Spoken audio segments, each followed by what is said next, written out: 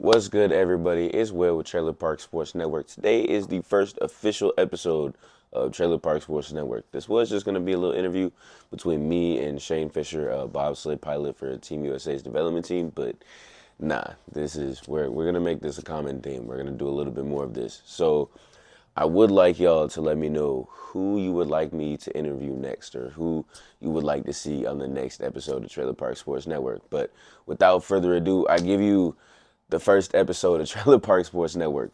First off, let's get an introduction. My name's Shane Fisher. I'm one of the pilots for United States Bobsled. I'm on the development tour. I'm doing the NAC and hopefully a little bit of the EC this year. Man, how long have you been bobsledding?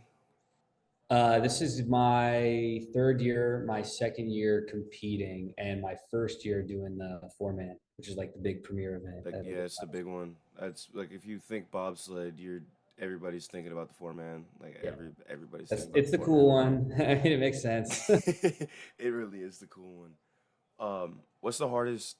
Like, I like this is a really interesting one for me. What was the hardest like hoop to jump through when it came to like being a pilot? Like mental hoop to jump through when it comes to being a pilot, I guess. Oh, that's really easy actually. I was thinking about this because I took a couple crashes at the last race and well, not at the race, but in the training for the race. Uh, Crashing as a pilot obviously sucks because like my head's exposed and you're gonna get it probably gonna get some CTE stuff. But the brakemen don't deserve that. And like as a development pilot, and as like you're learning the tracks and you're learning the concepts and you're doing these things and you're testing stuff out and you're trying to get better, it's part of the sport that you're going to crash.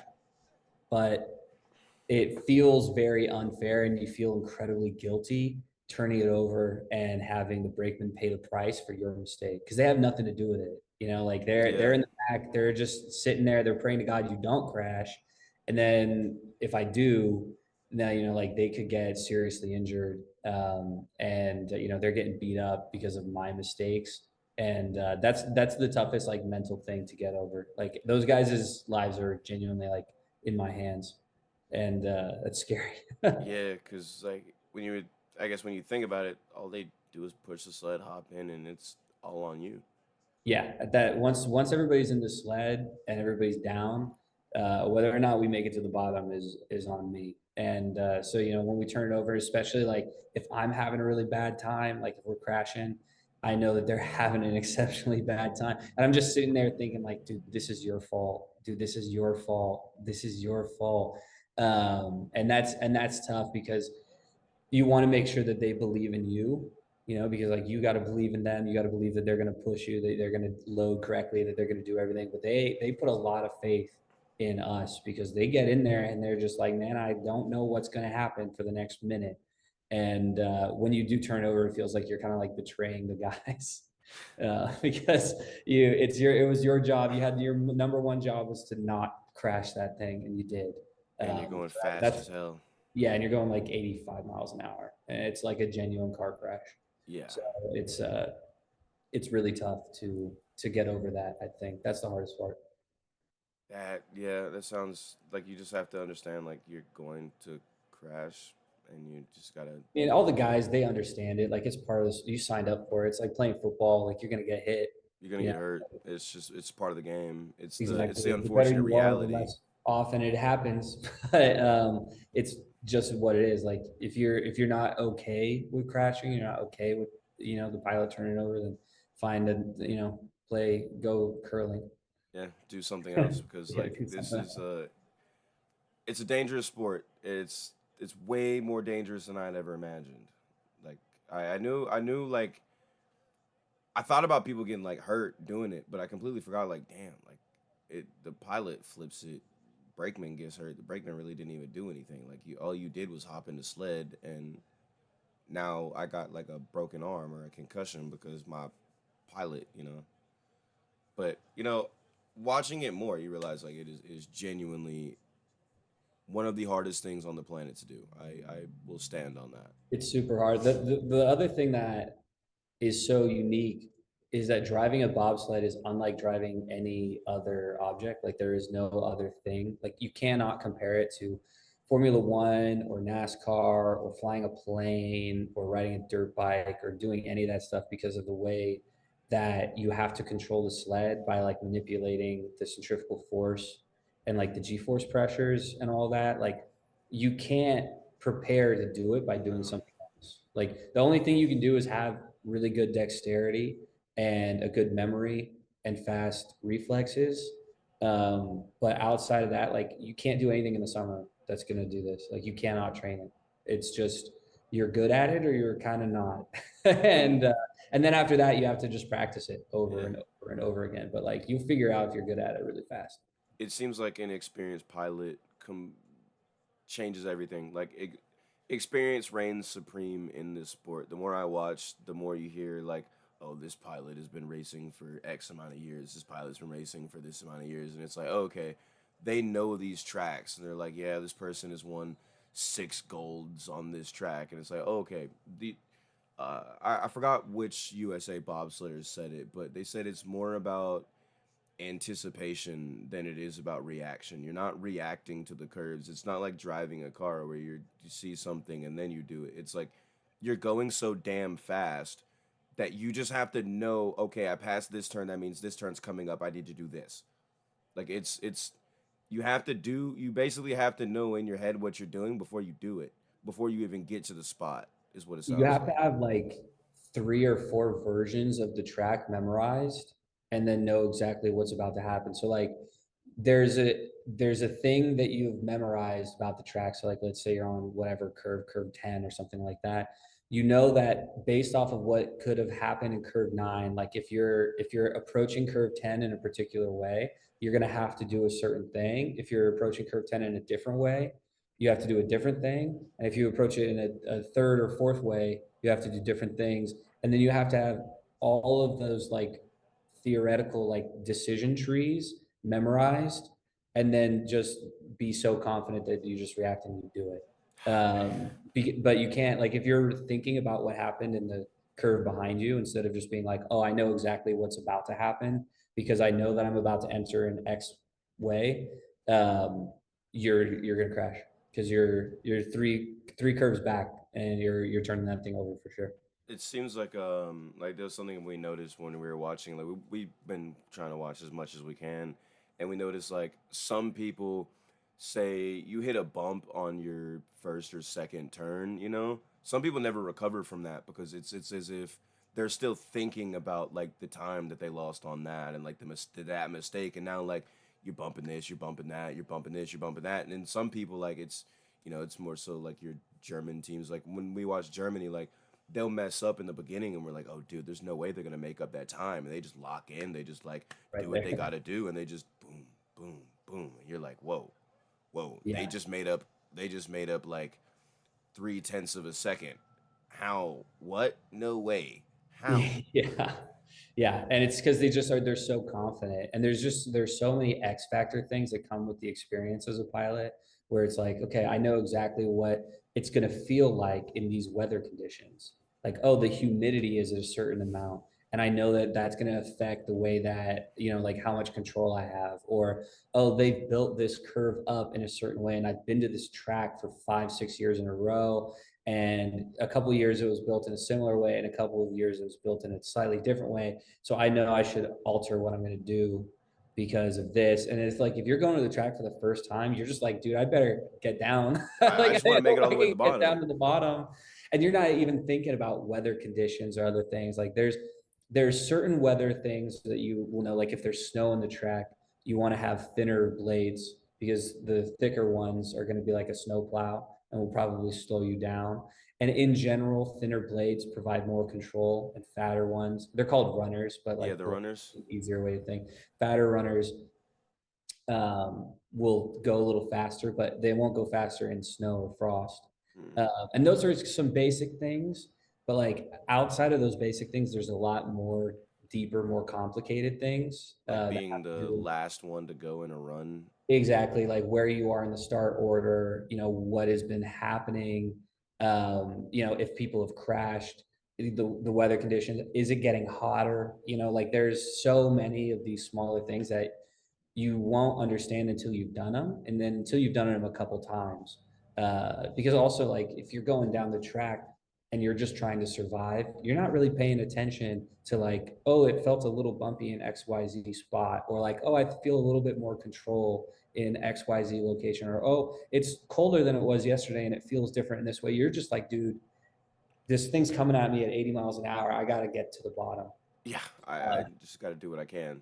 exactly. But the experienced pilots, they don't have those thoughts. They're so cerebral, and they're like, oh, I'm doing this thing and this thing. And they're so calm because they've done it so many times that it's a massive difference maker. They're thinking about like, oh, well, okay, this curve, I got to do this in this curve. Got okay, past that, boom. All right, this They're thinking I know about this one's things. next coming up. Yeah, They're thinking about things that I don't even know yet, like things that they I haven't even learned. like it's They're thinking about it. they've forgotten more bobsled than you know about bobsled, basically. Exactly. Yeah.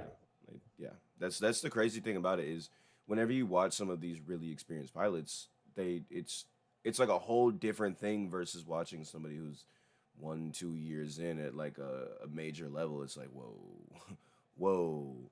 It's Yeah. not even just the way that they race; it's the way that they carry themselves before the race. It's the way that they carry themselves after the race. Like there's a whole different level of confidence in the racers that have been there 5 6 times. There's like, yeah, I mean, cool. I've raced this track hundreds and hundreds of times. I've trained on this track. Like you can tell some people that have trained on certain tracks and some people that are like, I've only ever competed here. I don't get to ever train here because, it's super expensive to go out to Europe and compete on some of these tracks and just get to go train. And then also, it doesn't really help. The Sam Ritz doesn't exist before the season starts. Yeah, exactly. And they're going to build it. It's going to be slightly different every single year because they're Yep. hand building it. I thought Some that was book really from like cool. the 1800s. It says Yeah. like, oh, you're going to build it this many hand spans tall, and you're going to turn towards this tree and walk 30 paces, or Yeah. that's going to be different every Yeah, year. yeah, and it's super cool because I figured that out. There's new start records, new track records every single year because the track is slightly different every single season. I'm like, that's cool. Like that was one of those things. I'm like, see, this is why I like this sport. This is why I want to dive into this. I would have never known this. That's It's a super that's a cool, bucket list track for, I think, almost everybody in the sport. Everybody wants to go there because it's like that's where it was born, and it's this handmade thing, and it's in Switzerland, and and it's it's so fast as beautiful. shit. It's fast as hell, and uh, and everyone just kind of wants to experience it at least one time in their Yeah, bobsled career. watching that track was crazy. It's if I'm not mistaken, it's the fastest track on the World Cup circuit. I may be wrong. For this season, Yeah, that wouldn't surprise me if it was. I mean, it's quite fast. yeah, because Um, the times they were putting up, like especially with it being 1,700 meters long, like dude, yeah, it's it's one a of the long longer ass ones as track. well. Yeah. Because what's your normal track length?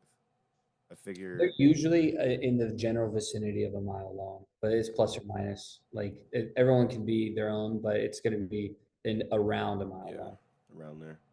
Okay, do you have a favorite track that you've raced on so far?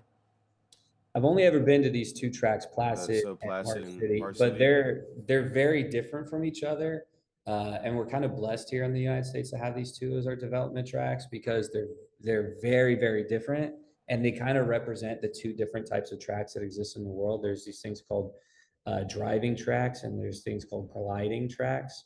And based on the way that they're built up and how much you need to kind of like wrestle with the sled on the way down, a driving track like Lake Placid here, um, your hands are doing a lot, and you're very active with pulling it around all the corners and making sure you don't crash. And on a gliding track, you are trying to do the absolute bare minimum, and you're trying to let the sled do its thing and then guide it in very particular points, which is still difficult in its own way, but it's a very different sensation. And so we get to train both of those types of tracks here, which is nice. Um, if I manage to pull myself together, I might be able to go to St. Moritz at the end of this year, and do that EC out there, which would be incredible. I Oh, would dog, obviously love to do that. We're like we're gonna make sure you get there. Like, we're gonna make sure you get there. It's a bucket list item for like every pilot in the world. And You gotta it get would be there, really cool to do my first European track over there in St. right? Croix. Right? Like, That would be absolutely cool. because we got to watch Trinidad and Tobago get their first ever four man in the World Cup, and it was at Saint Moritz, and I'm like, that's so cool that your first ever four-man World Cup race is at the most historic track ever. I was like, dude, that just Exactly. adds a layer of coolness to me. Yeah, that guy's super nice too, and his team is fast. Like they're good. They are good. They're really good. It just seems like they're just missing resources. I also really appreciate you for explaining the driver's track versus glider's track because I've heard it in the the announcers have said it before. Didn't understand what it meant. I figured that's kind of what it meant, but I did like you just clarified that for me, so that's interesting. If you go onto a glider's track and you get really heavy-handed, your time slow down significantly. You won't necessarily crash or anything like that, but you grind into the ice a lot and you dig in, and you will lose to someone who is much more free with their hands. But it requires a lot of discipline to let it go and then to touch it the exact amount that it needs to be at the timing, which needs And to be just absolutely perfect. trust what you know about the track and trust that like I'm on the right line going down this. Exactly. Yeah. And the driving tracks are usually difficult in that they're extremely complicated compared to them. And you just have a lot to do. And if you miss something, you're going to be in a lot of trouble. Like Lake Yeah, Placid is a difficult driving track. A lot of people dislike being here. But I like it a lot. I love Lake Placid. I think it's a cool looking track. I think it looks cool. I think it It's looks sick. sick. I think it's really fun because there's so much to do. There is always something that you have to do every time, so you're mentally very engaged. The tough part about Lake Placid is just you just get beat up. Like it's like getting thrown into a washing machine. Even a really smooth run down here, especially for the brakeman, is taking its toll on you. Still pretty You bumpy. try to do more than 3 runs in a day, and you're gonna regret it. Yeah, it's interesting. So y'all don't go down. So whenever y'all do train and do practice, do y'all just do more? What do you focus on more, the push or like actually going down the mountain? For me, it's definitely just going down the mountain. The push, you usually it depends on if like you have a race coming up. If you have a race coming up, you'll usually build intensity of the push as you get closer to the race because you're trying to save the athletes. Because pushing a sled is an Very insanely hard. difficult thing to do because it also like it covers every single part of like the strength velocity curve, and it's like a and you're doing overspeed running, which is one of the most damaging things that you can do to your body that's not impactful. And then you're getting in a sled and taking impacts. So your body's getting absolutely hammered. And it's quite dangerous just in general. So you try to have your brakeman, like if you know you're going to race with this guy, you don't want to just hammer him like 5, 6 days in a row and then be like, okay, it's race time. So you'll be like, okay, we're going to do 60, 70%. We're going to jog it off. We're going to focus on some efficiency, the other things. And then you're going to build the intensity up. And usually, like the last session before, you're going to go like an 85, 90% push. And then you show up on race day, you get all your caffeine, you get all your adrenaline, and then you just absolutely send it.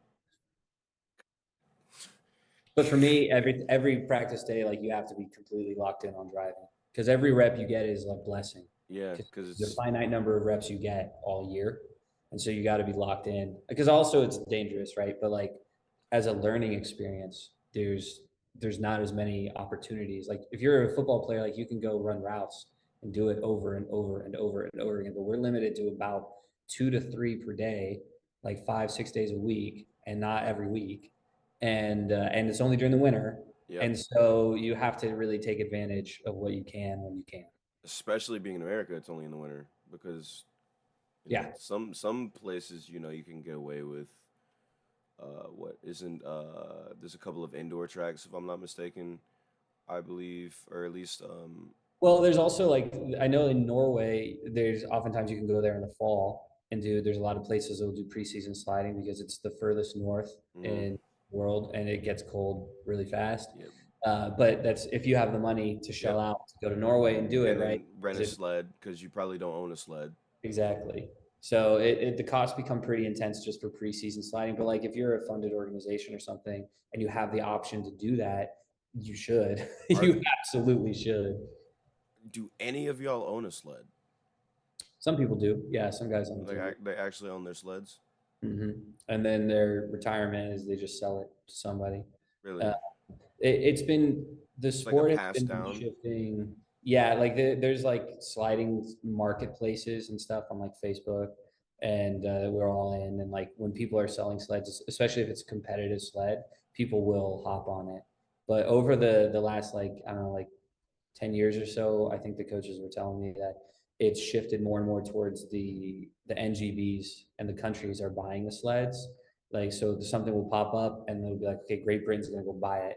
And so it's a lot harder to rent sleds out and to sell sleds and to do these things because now it's like the countries are kind of owning them because the countries will rent them out. Like if you're winter Germany or something and you own this sled and you know people are coming to your country to race, you can make a lot of money for your organization by renting the sleds out. And over the course of 5, 6 seasons, if you have a decently competitive sled that you know Yep. will still be competitive for 5 or 6 seasons, you can easily recoup the costs and make profits at that point by renting the sleds out.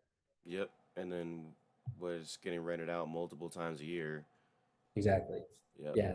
You know, if you spend 50 or 60 thousand dollars buying a 2-man sled and then you rent it out for $1,500 a week and you're renting it out most of the winter and it's only going to take you a short amount of Yeah, it only take you a couple of time. years to get that money back.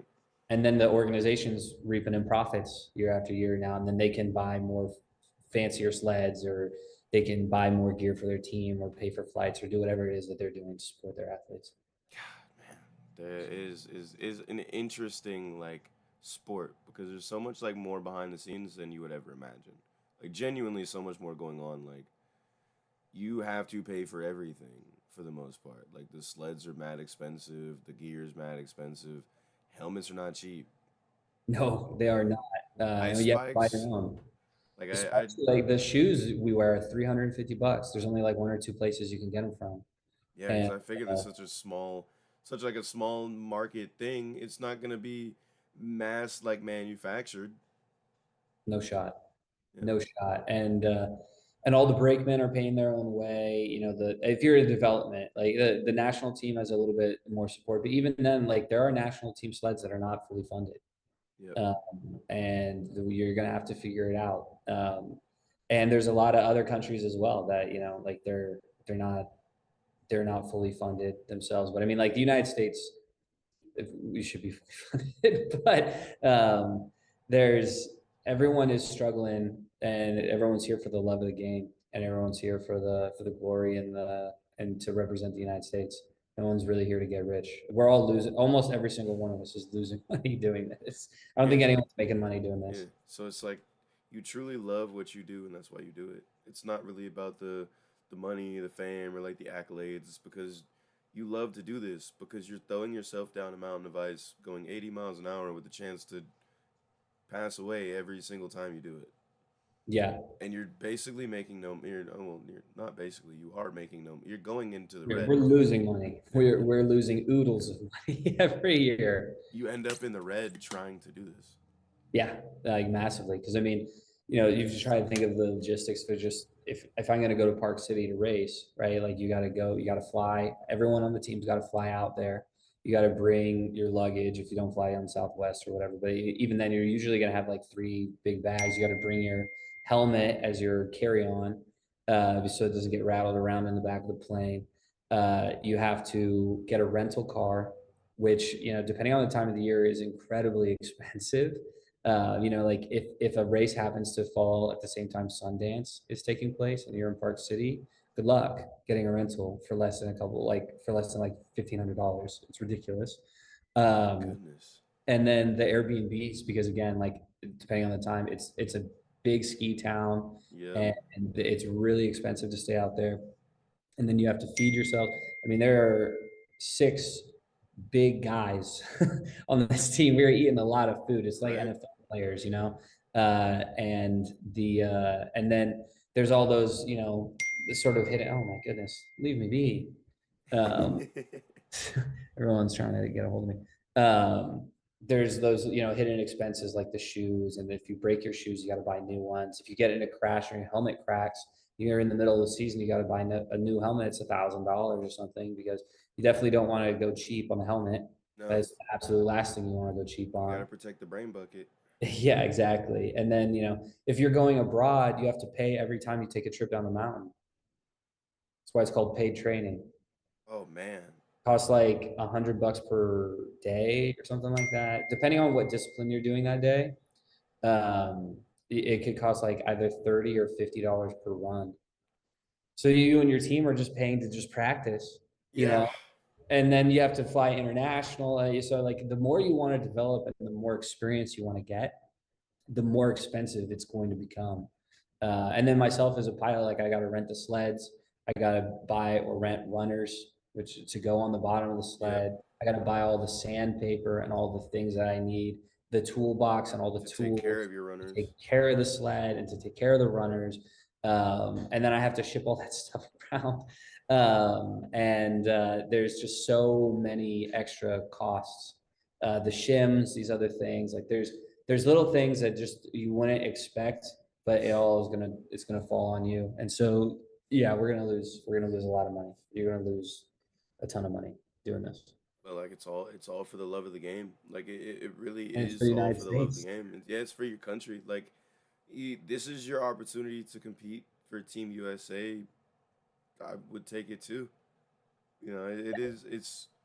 It's like the unfortunate reality that like certain things are not as easy as you would ever think they would be. It sucks, but dude, you're still competing. You still get to compete for Team USA. You still have like an opportunity. It's just hopefully as we go further and maybe the sport gets a little bit more love, the funding can come in, the fans can come in. You can get like there can be like a revenue. There could be like bobsled revenue because I would honestly figure there is no bobsled revenue. There's no bobsled merchandise. There's no like No, stuff not really. like that for like people to even be like, oh, I want to support Team USA. How can I do that? You really don't even like see anything. Like USABS they'll post on like Instagram and TikTok and stuff like that. But like, it's not as if I know what I'm doing. But like, I could make videos myself sometimes and get 3, 4 times the attention, and I'm not even like around. You know. Yeah. So it seems like the public could help a lot. The public could really help a lot with some of the things where it's like funding and helping getting people get trained. It's because the public doesn't know about any of this. Nobody If knows I it's this if hard. if you give me a moment to do my shameless fundraiser, my shameless self promotion. Shameless plug. Speaking of support and everything like that, I've got a 501(c)(3) nonprofit organization called Bobsled Brothers, where I try to help sort of bridge the gap between like the funding and the support that USABS can provide us, which they definitely are providing us some support, in what they can, and what it actually takes to go do the sport. So for myself and the brakeman that I'm taking along, because I'd be nothing without the brakeman.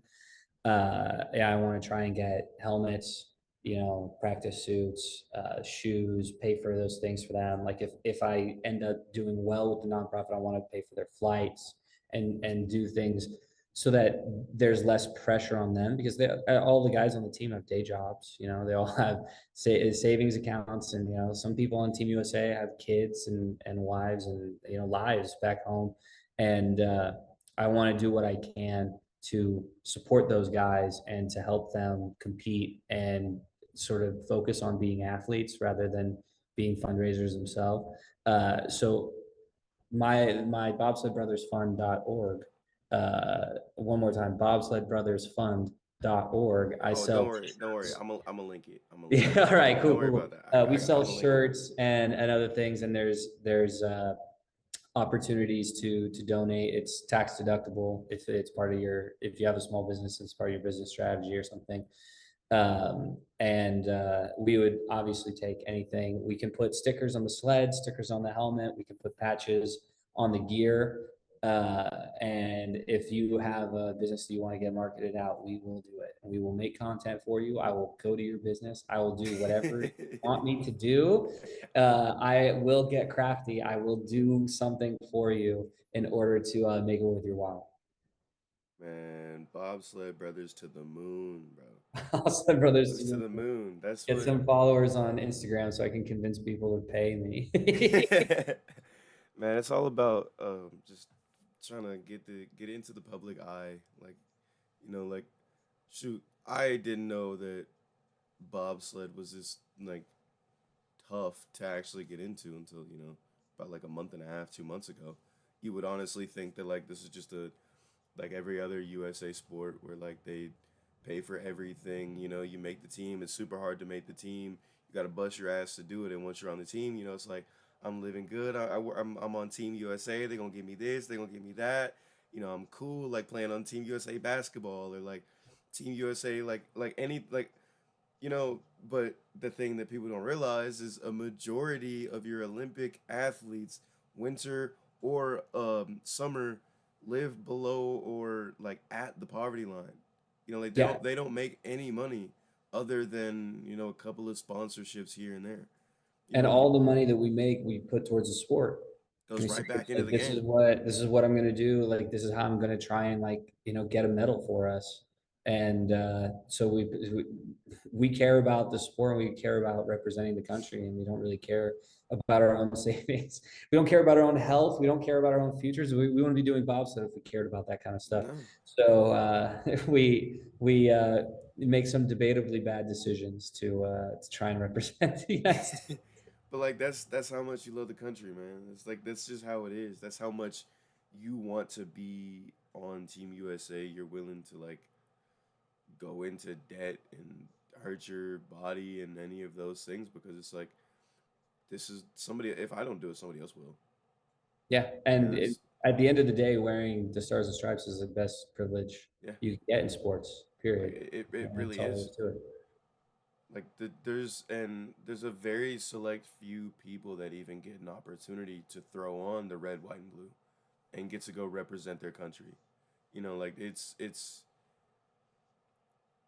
very crazy to think like um, there really is like that small amount of people that get to do it, and the rest of us just get to watch. Yeah, Like you get to go throw on the stars and stripes and go throw yourself head first on a mountain. Like it's scary as hell, but hey, this is how I get to do it. yeah, exactly. And we're just gonna find a way to make it happen. Find a way to make it work. Get crafty, and at the end of the day, you got to do it. And we only get to live one time. Now you got to represent our country and do something cool. You know, and you had a hell of a time doing it. Like I figure you could probably get hurt and maybe decide to hang it up, and you'd be like, you know what? It didn't work out the way I wanted it to, but I had a hell of a damn ride, and it was fun while I was here, and I wouldn't trade a second of this for anything. Exactly. That's the mentality of everyone here, and these people are amazing athletes and they're amazing people. Like I like all the people on Team USA, and I think that they're every single one of them deserves a chance to be an athlete and not have to work full-time jobs and Just then be try the to do athlete. at the same time. Just be an athlete and go dominate out there because the fact that we do as well as we do with everyone having a job functionally Basically, being a is part-time athlete. crazy. Yeah, it's Like crazy. I figured, like that's something that's really crazy. I guess that the general public doesn't realize is that for the most part, you're more so of a part-time athlete. Like you Yeah, probably work more hours, or a lot of you guys work more hours than you do get to like go down the mountain. Especially throughout the entire year. Like being in America, you only really get to do this from what around November to February, March, yeah, and the rest of the year you have to find a way working. to fund going from November to March of the Yeah, next of exactly. the next year. Of the next year, Yeah. exactly. Last year we had a guy who was taking business meetings in the sled. Like he would put himself on mute and he would put his AirPods in and he would pop his helmet down and he would push the sled and he'd sit in the back and there would be the meeting would go on in Going his on his head. AirPods. And then he would get down to the bottom, he would pop his helmet off and he would turn himself off mute and he'd start talking. You know, as long as you can have your camera off, man, you're all good. Exactly. You do what you got to do. You really do what you gotta do. That might be one of the craziest things I've ever heard. Yeah, he had like his phone like in his practice suit, and he's just like pushing it, and then he gets down on the bottom, he takes his phone out, takes off mute, takes his helmet off. It's crazy. Dude, that is actually absurd. Like that's genuinely absurd, and it's just like a dude. You're this is a side gig to you. Like I do this. Yeah, I'm on Team U. Like imagine being in a business meeting and like the dude next to you is a Team USA athlete. Yeah. You know, or It's yeah, just like some normal company, and you're yeah. like, yeah, and he's like, yeah, I'm gonna try to go to Norway next month or And something. I'm like, and then what? everyone's just like, what do you mean you're going to Norway? Oh Yeah, yeah, like dude, I'm on Team USA. Like we talked about this before. I yeah, thought that was a little side gig, a hobby. yeah. like No, no, that's it's serious. something they'd say. Oh man, that is crazy. That's actually crazy. You said somebody got fired on the mountain before? That same guy. Oh Poor my god, dude. poor guy. Yeah, poor dude got fired. Yeah, during a race. Yeah, he got to the at the top of the mountain. They're like, yeah, we need. He like they tried to put him on a meeting with someone that was like two levels above him, and he was like, oh, it's over. And then he went down to the bottom, got cell phone reception, and then like uh got fired. And then we were in the garage, and he was like, yeah, they fired me, and everyone was like laughing because they thought he was kidding. And then he was like, no, dude, I'm serious. They fired me. Like We're like, oh, oh dude, I'm so fuck. sorry. And Yeah. then he raced like the next day or something. And it's like, oh, so what do I do now? Yeah. Yeah. He was like job searching like while we were racing and trying to figure out Jesus. what he was going to do next. Yeah, because it's like, dude, I I need funds to even be here. Yeah. Because it's not cheap. No, no, not at all. I mean, bright side, you were in America instead of Europe when it happened. Yeah. Like, Huge, very luckily. huge upside. But still, the fact that like you have people on your team that are working full time jobs in business meetings as they're like sliding down a mountain, 80 plus miles an hour, Yeah. right? Like I feel like we gotta figure something out to get like past this point, because And like there's some guys that I know that are on the skeleton team that are in Europe, and they have their jobs, and there's like a 7 hour time difference between yeah, and the guys at work, and they have to stay up late and do these things and be on meetings and all this stuff, and they're like trying to compete and do these races, and they're like sleeping like these you're not weird you have schedules. nowhere near enough sleep or probably food. Yeah, Probably but not they even do enough what they food. can. Yeah, but it's for the love of the game. Like it's crazy to think you guys love this so much to put yourself through this. Yeah, But everyone on Team USA development and national team, like everyone has my utmost respect here because I know the sacrifices I've had to make this happen, and I know every single person is doing the same stuff. man, yeah. I mean, I guess it's one of those you can't really complain when you know everybody else is in the same situation. Yeah, exactly. Like But we're all but making it happen. but luckily for you, that's why I exist. I'll complain about the shit so y'all don't have to. Cause like it's similar to me like some of the problems that you've seen get fixed inside of the WNBA. These have been problems for years. And the players had complained about these problems for years. But until the general public realized these were problems, they didn't get fixed. And once the general public gets like knowing about something and they're like, "Oh, this is an injustice," they'll hop on it, and it usually gets fixed within a couple of years or even like a couple of months, depending on how big of a problem it is. Because like there's like we are talking about like the weight limit on the women's side is one of those like this is something that needs to be worked out. It just needs to be worked out because you could at least make it the same percentage as the men. It doesn't have to be the same weight, but like percentage wise, you can get it as close to even as possible. Because Yeah, like I already made this statement earlier, but like somebody like Alona Mar, 5'10", 200 pounds, they'd have to like strip the shit out the sled just for her to be in it because of the weight yeah, restrictions. yeah. Take the brakes out, throw one in Yeah, there. Like, yeah, like that's actually what they'd have to do. Hey guys, just throw a couple of extra crash pads at the end. She'll be all right. Yeah, exactly. Yeah, like Yeah. that's what they'd have to do because of like how strict the restrictions are. Like it's silly to me that, and I'm sorry I'm going off on this tangent, but it's silly to me that you get to you get to eat as much as you want to, get big as shit, but like you got people like Zazie, Keisha Love, and all of them, they don't get to do that. They like Like it. MMA fighters. Yeah, like if they gain just like 2 extra pounds, it's like, oh fuck, now I can't eat for 2 days before my race. Exactly. And it's like, okay, how are you supposed to perform like one of the hardest movements that a human body can do? And that you Oh, haven't eaten, oh, you've been in not a not even. 2,000 calorie deficit for a week. And it's not even just that. You have to think of the things I used to say in school. Like an empty stomach. You can't really think on an empty stomach. How the hell are you supposed to anticipate Yeah. And all of drive. the? Yeah. How are you supposed to drive on an empty? Like you're not. It's not fair. It's one of those things. I don't. I figure you would agree too. It's not fair. Like you get to just get big as hell and just lift weights and push a fucking sled. You're not worried about, oh damn, I'm gonna be overweight. You're not. I No. guarantee it's probably never ever once crossed your mind. Yeah, it's if depending on what sled you're in, especially if you're in like a mid-weight sled, like it doesn't matter. It No, doesn't matter at all. you're There are never a thinking couple about it. sleds that are in the fleet that are pretty heavy, and if you get two heavy dudes in there, like you would have to cut some weight. But for the most part, like any of the new sleds, like the more competitive sleds, they're you don't have to really worry about it. If anything, you're adding Especially, weight to the sled. yeah, I figure especially like as in if everything gets like innovated, they're gonna get Yeah, lighter exactly. It and gets lighter. Yeah. yeah. The older sleds are heavier because they're more like steel and fiberglass.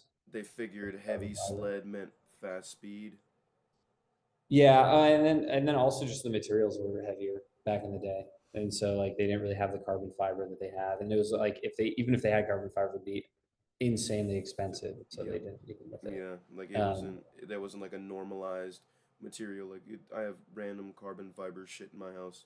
Like just yeah, you exactly. know what I mean? Like Whereas nowadays, I bet like on average, the sleds probably weigh like just base with it if you don't add any extra weight, which you could, are probably like 20 or 30 kilos lighter than holy crap. what they used to be. Holy crap. Yeah, it's pretty decent. I mean, I think the sled that I have been sliding in, it was 186 kilograms or something like that. And I think most of the other sleds are like 160 kilograms, And something like then that. like that right there means you and your boys can be an extra 20 to 25 kilos heavier. Like Yeah, just on you. it's a massive. I mean, we would literally probably add some weight into the sled to get closer to the limit Yeah. because you do want to be close to the limit. Yeah. But I mean, it depends. Like, if As you need close to as you add can without worrying 70 about kilos to the sled, then don't do it because that's ridiculous because then you yeah. can't push it anymore. But if you only need to add like 10 keys, it's not that big of a deal because 10 keys between two guys who weigh 100 kilos each and who are like insanely like high on adrenaline, like functionally is nothing. Not at all. I figure it's one of those you would rather be as close to the limit as possible without worrying about getting over it. Where Yeah, you're like you may stay within like I don't know 10 kilos of I that think I limit. think being around 7 or 8 kilos away from the limit is ideal because then you can hydrate, eat whatever you want, carb up, do all that stuff, and even if you end up being 4 kilos away from the limit, like it's not anything Yeah. that's No, that you're not gonna get DQ'd. yeah, Like you're fine. Yeah, you're not freaking out like but unlike for the other side, it's like ah shit, I might not be able to wear everything underneath my speed suit because yeah, I'm gonna somehow be like not even like a full kilo, like a half kilo overweight. yeah, exactly. And then like you're not eating, you're not drinking, like you're gonna cramp in the sled. Like there's all sorts of really dangerous things that can happen when you're having to cut water and cut weight that quick. Yeah, like it's like a And it's not MMA even like fighter MMA or because in MMA you have the weigh-in and then the fight's the next day, yeah, right? And so like you get to stick an IV in your arm and gain 20 pounds after the weigh-in yeah, between the weigh-in and the fight. But the weigh-in is after the first run. So yeah. you have to show up and perform the first rep depleted. And I was gonna say when we were watching that, and I explained that to the people like when we were watching it together. That seems dumb to me. Why don't you weigh in before? It's I've always been confused on that. the idea is that it's whatever was in your sled. So like if you weighed in before, you could theoretically weigh in and then you could Add add more something to your weights to your sled. sled and to make your over the limit, and then you could participate in the race with a heavier sled. But if you do the weigh in after the first run, it's it makes it so they don't have to add like a bunch of security guards and stuff to like monitor all the sleds and everything. Like, which I mean, they do have people Yeah, park for me like looking at the sleds, but you would have to be like a lot more diligent and hire more people, and it just becomes logistically harder to do. that makes sense. That makes sense.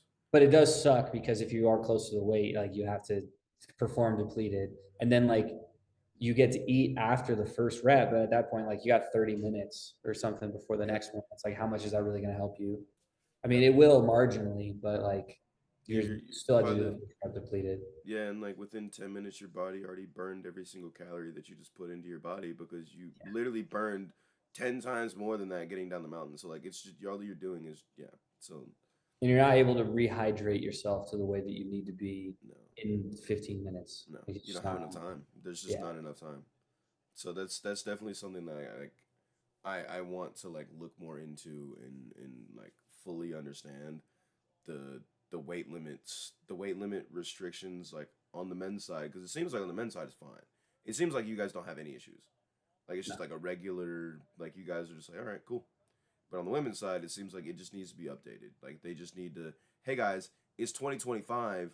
Women are bigger, faster, and stronger than they've ever been, and like emphasis on like the bigger part.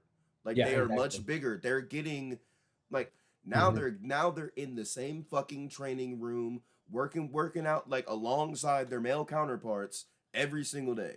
Hey Exactly. guys, no shit. They're going to get bigger than they ever used to.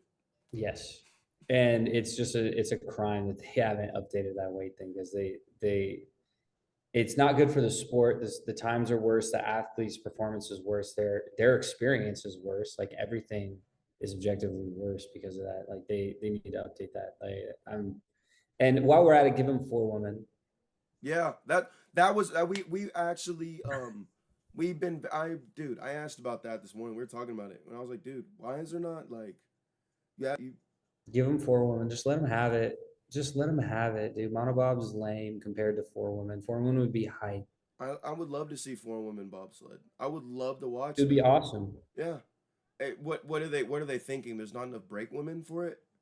Is that That's they're kind of like their stated main reason. They said there are two reasons that I've heard. The first is that it disenfranchises the smaller nations. So like a Trinidad and Tobago or something like that, yeah getting four break women plus like alternates theoretically. And then if you have multiple pilots, right, you need even more now you need multiple for each teams. sled is tougher to find that. Whereas it wouldn't affect the United States or Germany or Switzerland in the same way because they have such a robust like pool of people that could do it.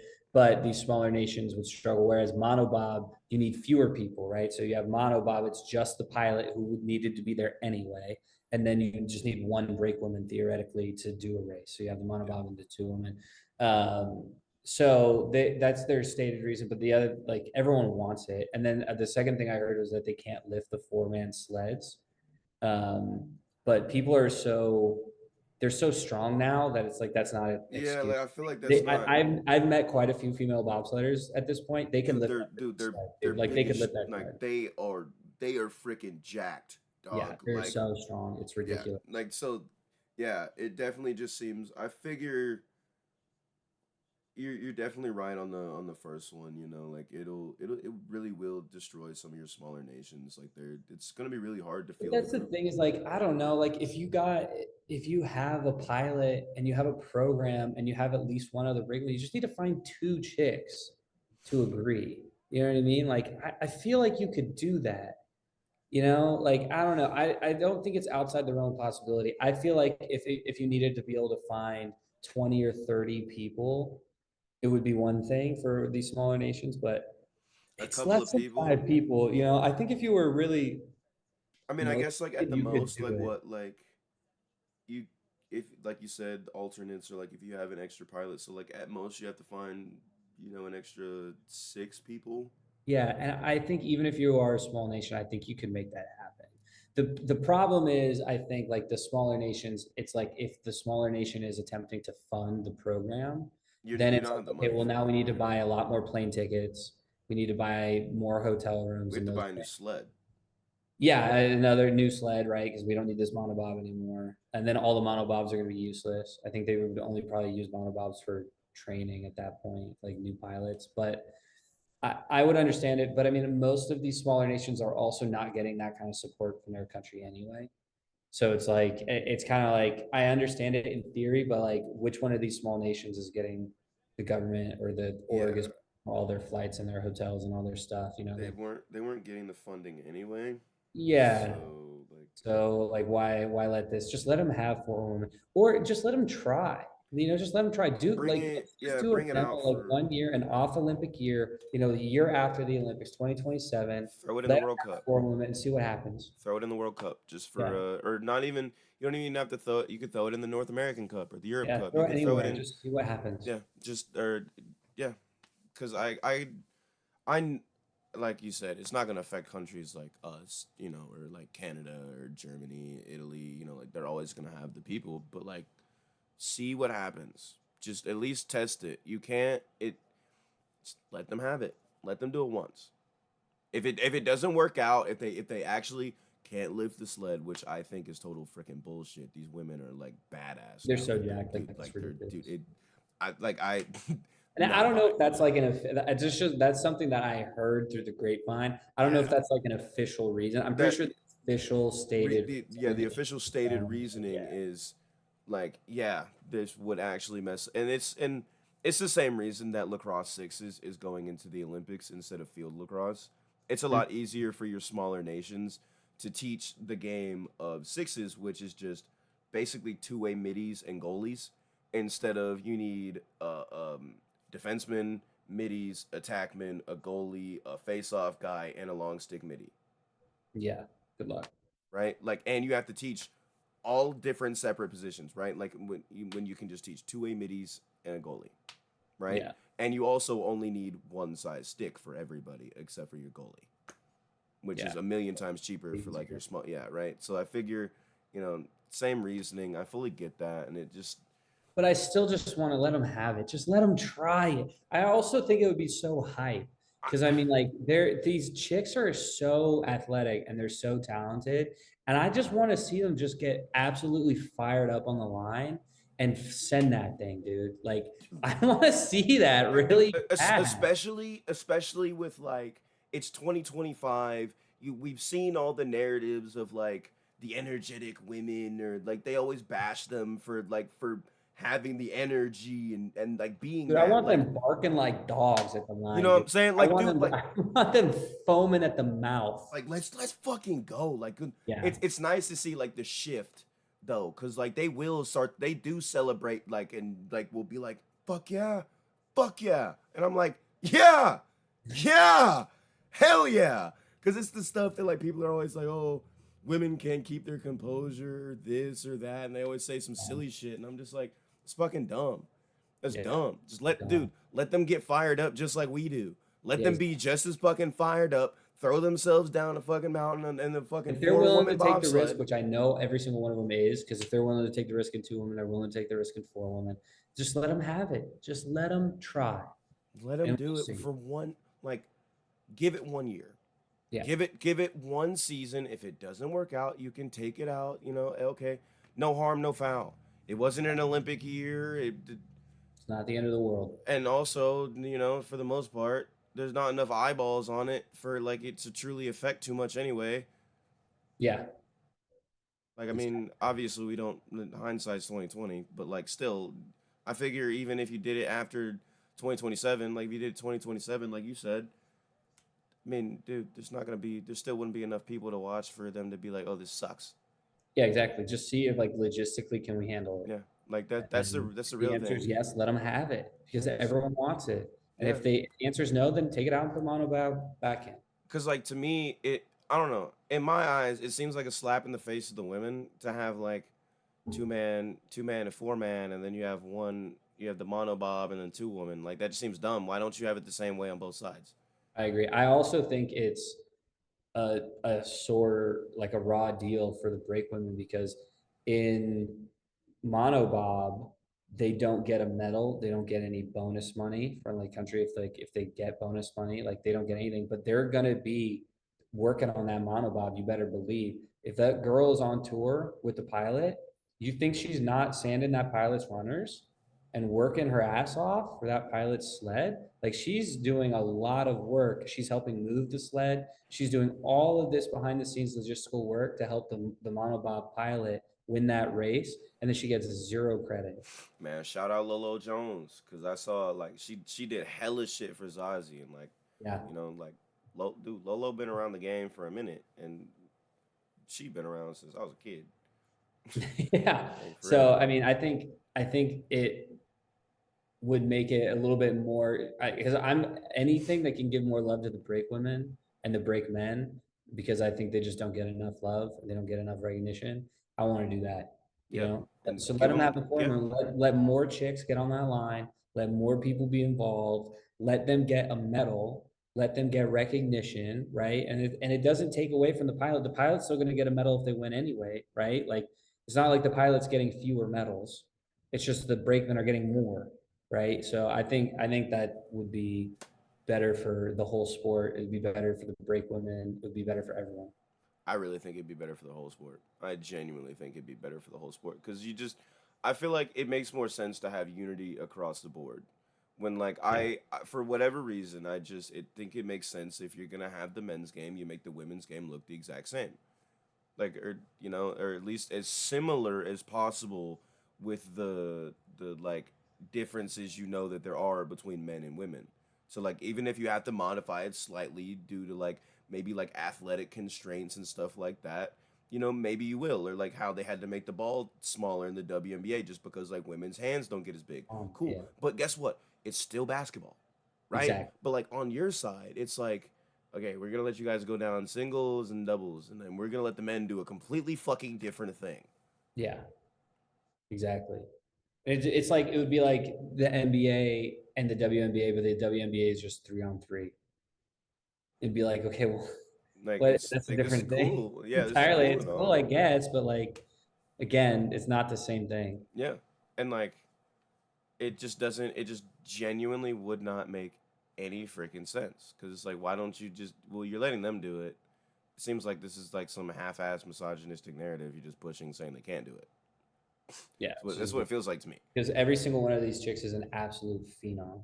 Like these Dude, chicks are dogs. These are the bravest women you some will meet. dude, Like not even just the bravest, we're probably so some of the tough. most athletic women on the planet, Yeah, it's every single one of them is easily. amazing. And like if they want to have four women, let them have it. Like Let them have it, period, let them have it. dude. I want them to have it. Like it's Let them vote. Let the women vote. yeah. Keep the men If out they of it. vote Keep that the they men don't out of it. want it, Keep the men out which of it. I highly K- doubt, Keep the then men okay. out of the vote. Like don't Yeah, let a let single all the man vote women on it. take a Ask vote. them. You want four women? Yeah, then Yeah. let them try. Because like that, I feel like that's the fucking problem. Is it's not the women saying they don't want it. It's a bunch of dudes saying they don't want it, Yeah, which is again which ridiculous. doesn't make any sense. Because it's like let the women vote on what they want. If they want to, if hey, would you guys rather have monobob or four woman? And I guarantee they'd be like four woman. This monobob shit's cool, but like two woman, four I don't woman, think like there's a single break woman that would vote for monopole. no. It's less glory. It's less everything Like and for the city. you're still doing all of the work, but you're not getting any recognition for it. Yeah, Like, what's the exactly. point? Yeah, Why do I want to do this? yeah, and it opens up more opportunities for like more women get to participate in the sport. Yeah, Period. that's the huge thing is like in the with women's sports being like, and I say this in a respectful way, being so far behind. We got to try and do as much as we can to like level the playing field, because like it's not, and again, it's not in a disrespectful way, but like women's sports are just quite literally 50 years behind. They weren't allowed to start playing until so much after we were, Dude, you there know, wasn't even bobsled for women until like 2002. right? Like I'm pretty sure monobob got added later, even later than that, like Yeah, 2012. what I don't monobobs? remember Like, what year it was, but it was like they're way behind. yeah, like I figured monobob was like somewhat recent. Like Yeah, I would have it's to a look it newer up, but I thing. mean, like it's definitely within like there was no like bobsled at all No, before, like till pretty recently. Like if you're talking something that starts with a two, a year number that starts with a two, like it's pretty. that's really recent, dude. That's Yeah, like even the WNBA started in the '90s, yeah, exactly. So it's and like, yeah, yeah, let them. At the end of the day, let them have a vote, and if they vote for four, let them have a period. yeah. I feel like that. I feel like you're right there. Just keep the men out of it. Let the women vote for what they want. If they, hey guys, do you guys want to do a 4-woman bobsled? Yes. Okay. Well, no. All right. Cool. I mean, and then I guess from there you figure out the financials of it and the logistics of it, and you know, if you get to a point where you realize that it doesn't work, then you come back and then reevaluate the situation. Yeah, Like but I it's mean, again, it should be their decision. yeah, and with how like niche the sport is in itself already, it's not hurting that many people to just try shit sometimes. To like, hey, well, you know, to switch it up this year. Only thing you can do is grow. Yeah, that's literally like, there's absolutely no way bobsled and skeleton could go backwards. Yeah, I feel like there's no way they could go backwards. yeah. Every single step is forward at this Yeah, point. like there's nothing there's you couldn't be like any more out of the way of like the public eye. Out, I mean, especially being in a country like America. Yeah, I mean, Europe, you people know, it's don't a even whole different realize it story. exists outside of the Olympic year. Yes, no, literally. I have. There's a lot of people that used to be in the comments and be like, "Oh, I honestly had no idea that the bobsled and skeleton World Cup existed." And I'm like, "Well, dude, how Yeah, do you dude, think they get so good for yeah, dude. like? Do you think they just like magically get this good and then go That's compete where in a the lot of people Olympics? like. That's where I get the question: do you drive it? I think a lot of people think you genuinely don't drive the sled, and so you could just pull a bunch of track dudes and give them ice spikes, and then jump in, and they're like, "Well, you don't need to train, you don't need to do anything, so you only Oh, have to." yeah, they genuinely think it's one of those like you can put a bunch of dumbasses in there that they're really fast, really strong, push it down the thing, and all you have to do is just like let the track do what it does. Nah, At that buddy. point, what's the why even have a track? Just have a half pipe and see who can push it the fastest. Yeah, Like, why would we spend millions of dollars on these huge elaborate tracks if it's complete random chance and you're not driving it down, you have no control. Like if you just want to see who pushes the fastest, you could do that without a yeah, mile long track. yeah. We can watch the push championships. Yeah, exactly. You just turn it into the push championship, see who pushes the fastest. It's not that not that difficult. Yeah, but I mean, but that's the thing is people just don't know. Ah, man. Yeah, like, and that's the real thing is like that's why I want to try and like. I think the more people have started to know, the more they're like, oh wait, this is way cooler than I even thought it was, and that's the reality of it. Is the more people find out about things, the more they actually care. Yep. Their ignorance isn't really like disrespect. It's just It's ignorance. just ignorance, yeah. Yeah, because people will ask like about the Paralympics, like, oh, how do the blind runners find a guide so close to the? And I'm like, dude, you understand? Like, the blind athletes have been they're one. Most of them are best friends with their guide. They've known their guide since either they became blind, if they became blind like later in life, or like since they were children, or Yep. whenever they started competing like in guided events. Like it's just like do you really think the bobsled athletes just like, yeah, it's an Olympic year, might as well start getting ready? Exactly. Oh, we have a Like, month left. Let's hold some tryouts. like guys, what do you think this is? Yeah, come on down Like, for the Y. We're having tryouts. Yeah, make sure to bring something at least somewhat similar to track spikes. You might need them. Like, guys, there's a lot that goes into this, and it's pretty difficult.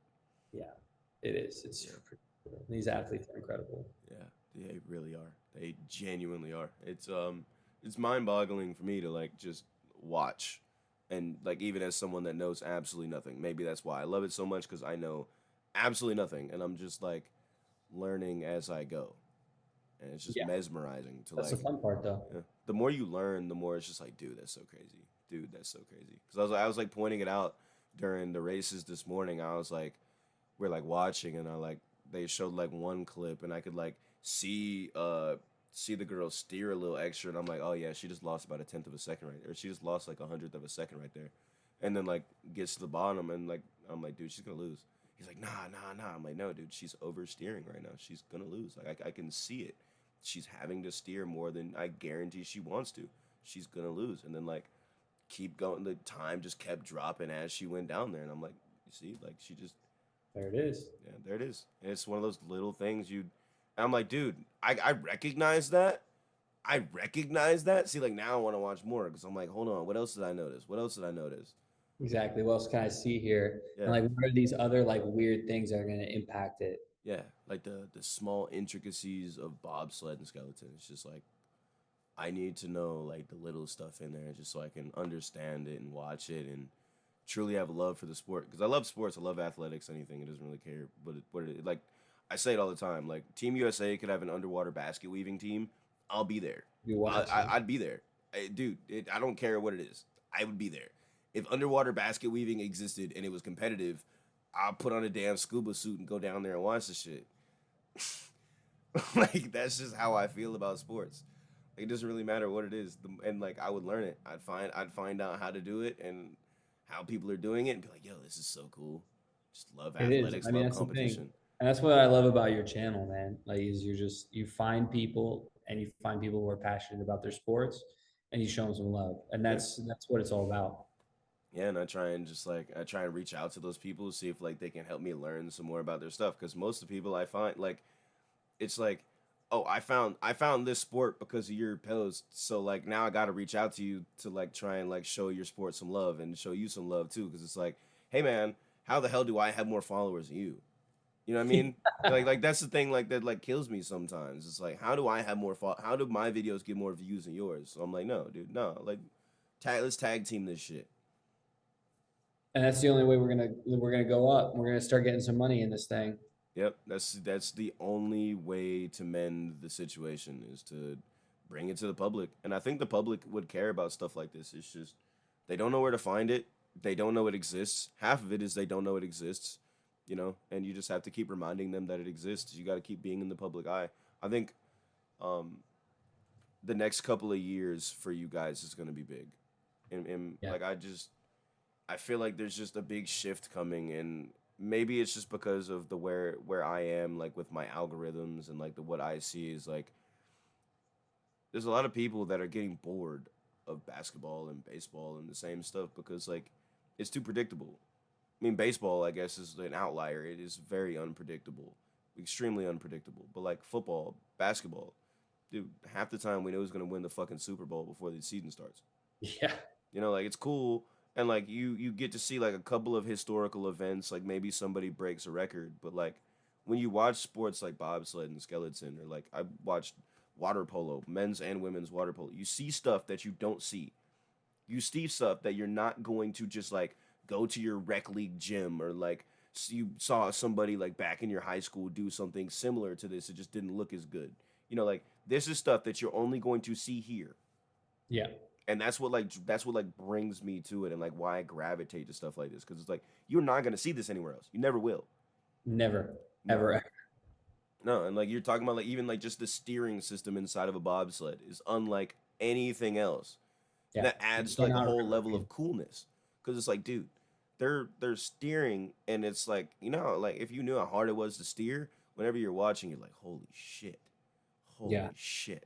It is really hard to steer that thing, and it's really hard also because you have to learn by failing at it, and you have to learn by like feeling it. And that's what, again, when it goes back to the experience of those pilots, is just like understanding the sensation that's in your hands, the sensation that's in your butt when you're sitting in the seat, like all of these things, like that's going to impact it. And there's nothing you're ever going to do No, ever outside of this that's going to replicate it. no, nothing anywhere close to similar.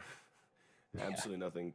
And like that's one of those cool things is because like you have somewhat of an original experience. Unlike like me with football, like half the stuff that I talk about that I've experienced in football, like there's 500, there's I'd say 500,000. There's millions of kids in the world that have played the game that have experienced the exact same shit. But like Yeah. you, like with this, some of the stuff, like there's like, yo, dude, like I had this, and this happened. There's so many other bobsledder look at you like, Yeah. yo, Yeah. Yeah. Exactly. hold on, I gotta see the video of that, cause Yeah. what? We're in a small club. We're in a Yeah, very small club, like and this. uh, it's it's fun to be in a club that's that small, but it's also tough because like I wish I could explain it to other people, and I wish I could describe it. I mean, like one of the things when we have rookies that come out here is we tell them like, dude, words do not describe what you're going to feel. Like when you come out and you take a trip down that mountain, I'm gonna try my best, and everyone here is gonna try our best to use our words to prepare you for it. But you are not ready. You are not ready to feel what you're gonna feel. There is nothing that we're gonna say that's gonna resonate, and that you're gonna be on the mountain. You're gonna be about 20 seconds into this thing, and you're gonna go, "Oh my God, they were right. What am I doing?" And that always happens. Every single rookie comes down, and I say, "Hey, what was it like?" And they go, uh, and that's it because you cannot put it into words what this is like. So it's cool when you meet another bobsledder and like they get it, they understand what it's like. The closest thing I ever like, and this is a bad, I will preface this, this is not a good description of what it's actually like, but it's the closest I've been able to come up with, is that it's like being in one of those rickety old wooden roller coasters with no seatbelt. So it'd be like, okay, get on an old wooden roller coaster, and then you know that the only thing keeping you in that thing is your grip strength. And that's the closest thing that I could imagine that it would be to. But like again, if you want to know what it's like to get in a bobsled, you got to come get in one, because you're not gonna get you. And there's nothing I can say that's gonna make sense. Man, you ain't gotta tell me twice, man. I, nah, I'll I'm take you kidding. down, dude. Come out here. Nah, I'll take you down Park City. you know, it sounds crazy as shit. I would rather do skeleton than bobsled. It sounds crazy as hell, but like I know, like just from like a height and weight standpoint, it makes a million times more sense. Yeah, I mean, if you really wanted to be like Oh competitive, yeah, oh yeah. that it does And make more sense. and also like it just like looks way cooler. Dude, my face is like centimeters off the ice, bro. Like It's crazy because when those can't tell Z me forces shit. come, their necks are so strong because otherwise they're going pop, pop, pop, pop into the ice because their face just gets crushed. Yep, And their necks are crazy strong. Um, it's Skeleton's awesome, and it's all our scary. skeleton team is popping off right now. Oh yeah, they're Shout going out to crazy. all of our guys right now. They're doing incredible. They're they're really nice, and they're incredible athletes like Tyler and Dylan and Sam You got like like everyone that's out there oh is yeah, you got like on the men's and women's side. oh Obviously, we yeah, see dog dude, Katie Ulander is an absolute menace on a freaking exactly on a all sled, of dog. them. Oh Yeah, yeah, our skeleton team's killing. oh yeah. Austin with the Venom helmet, like dude. Yeah, that's tough, right? Dude, whenever he decides to hang it up, bro, they got to put that in a museum. Like they got to put Right. that in some It type of like Team USA museum somewhere, bro. is Because so like sick. it's a dope. That might be the dopest helmet I've ever. So I I'll actually. bring you out here. I'm gonna put you in the back of a bobsled though. We won't push you very fast. I'll just have somebody push us down. I'm gonna put you Oh, in the back of the bobsled. oh hell yeah, dude. I'm so down. I'm so down. I'd be like, dude, you know. We'll put a GoPro on you too. We'll put a GoPro on the seat so you can see you. We'll mic you up and you Oh, see it. dude, all you're gonna like, and it's gonna be one of those things that like, dude, why is the video just like muted? Oh, because we weren't allowed to like leave in any of the things he was actually saying. It's gonna be you. You're gonna be cussing, and then it's just gonna be. And the It's gonna be like, G-force folds you like a pancake. yeah, yeah, but it's gonna be so fun though, because it's just Yeah. like, this is something that like very rare humans get to like experience. It's just like very So few humans get you're to gonna be do in a it. small club. A Yeah, small group of people have gonna gone get down one out of these and runs. yep, I'll Shout be out. like, I survived. I was Shane. Get you one of those shirts. That says, "I survived."